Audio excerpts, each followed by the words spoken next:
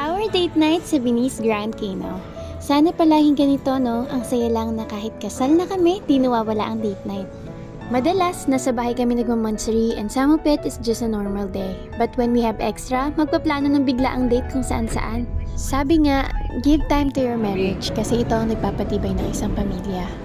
We are the strength of our children, kaya kung maaari, magsimula sa aming dalawa. A peaceful marriage give lots of benefits. Tahimik, masaya, at go with the flow lang sa buhay. I hope we're in the situation na palagian ng gantong ganap. Pero we're working on it para masabi natin worth it lahat ng pangyayari sa buhay natin.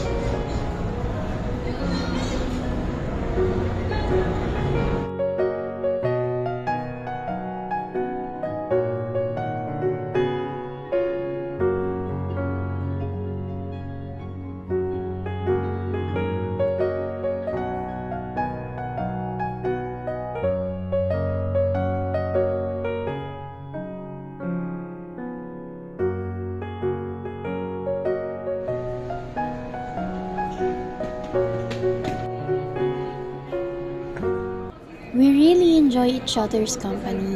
Parang bumabalik lang yung girlfriend and boyfriend stage kapag nag-date kami.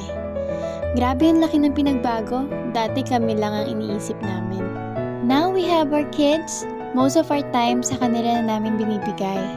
We value our time as a family. Na-realize ko lang bilang wife, we're growing by means of doing things together. Yes, may ticket.